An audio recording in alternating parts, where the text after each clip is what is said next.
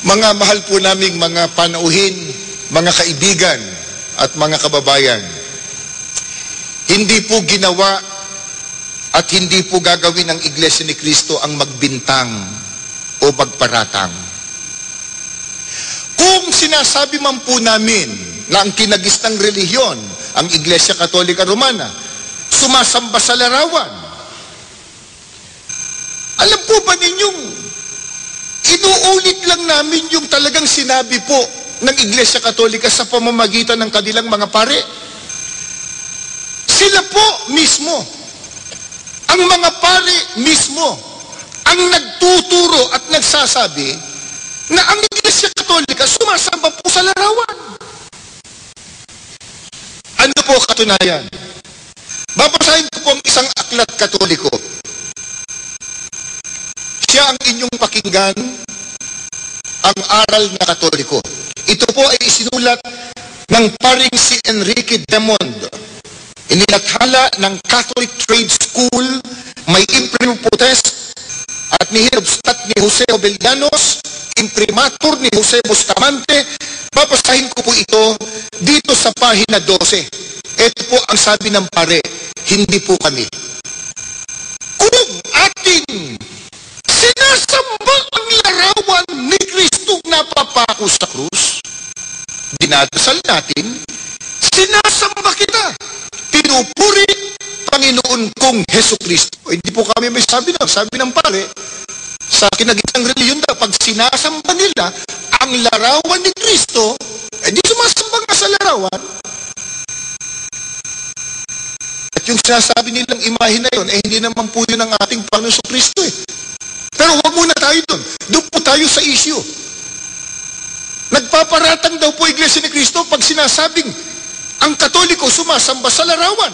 Dito po, sa aklat na isinulat ng pare, sinasabi nila, sumasamba sila sa larawan. Hindi lang yan. Ito pa po, munting aklat Katoliko. Ang pamagat po ay katisismo. Ito po ay tinagalog ng paring si Luis de Amezquita.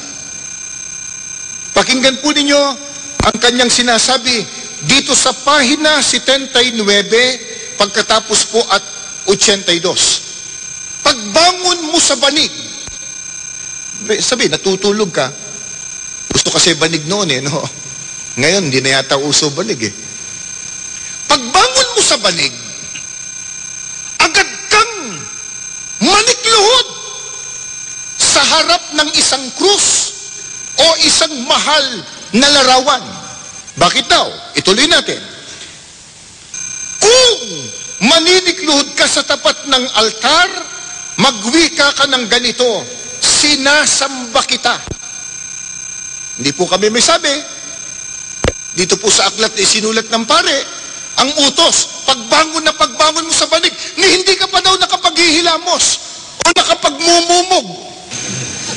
Agad ka na daw manikluhod sa isang larawan o sa isang krus. At pagka nakaluhod ka, ang sabi ng pare, sabihin mo, sinasamba kita. And totoo, doon pa lang ka, Joel, sa aktwasyon, nakaluhod. At doon sa sinasabi, halata mo na kahit itanggi pa hindi kami sumasamba. Ba't ka nakaluhod? Hindi kami sumasamba. Ba't sinasabi ng bibig mo, sinasamba kita? At sa Biblia po, yung pagluhod, katumbas doon, pagsamba Ito po, babasahin ko po itong awit 95. Ang talata po ay 6. Pakinggan po ninyo. O magsiparito kayo, tayo'y magsisamba at magsiyukod. Tayo'y magsiluhod sa harap ng Panginoon na may lalag sa atin. Yung pagluhod, katumbas pagsambi. Ano po sabi ng pare? Pagbangon mo sa banig, agad kang lumuhod sa isang larawan o krus. Pagkatapos magwika ka, sinasamba kita. Hindi lang yan. Ito pa po, isang aklat Katoliko. Catechism of Christian Doctrine. Nilathala po ng De La Salle College. Alam natin ang De La Salle College sa isang paaralang Katoliko, no? Catechism of Christian Doctrine. Babasahin ko po Ayon na sa pagkakaliwat sa ating wika, sa pahina 95 po, ito po ay tanong-sagot. Number 13, ang pagsamba ba sa mga santo ay ukol lamang sa kanilang katauhan? Sagot, hindi. Sumasaklaw din ito sa kanilang mga religya at mga larawan. 14, anong tinatawag nating mga religya? Tinatawag nating mga religya, una, ang mga labi ng katawan ng isang santo na pinapaging banal o inihanda sa pagiging banal ng iglesia. Iglesia Katolika yon. Ikalawa, ang mga bagay na naging pag-aari ng mga santo o yaong napadaiti sa kanilang mga katawan, tulad ng kanilang kasuotan, mga ataol at iba pa. 15, dapat ba nating sambahin ang mga banal na larawan? Sagot, dapat tayong magkaroon, lalo na sa ating mga simbahan, ang mga larawan ng ating Panginoon, tulad din ng sa pinagpalang birhen at mga santo, at dapat nating silang bigyan ng kaukulang paggalang at pagsamba. Nagpaparatang po ba kami kung sabihin po natin ang Iglesia Katolika Romana sumasamba sa larawan? Hindi po. Yan pong binasa po natin sa mga aklat Katoliko. At gaya nga nung tanong kanina, nung Ginoo sa SM North, bakit wala daw tayong prosesyon ng mga santo?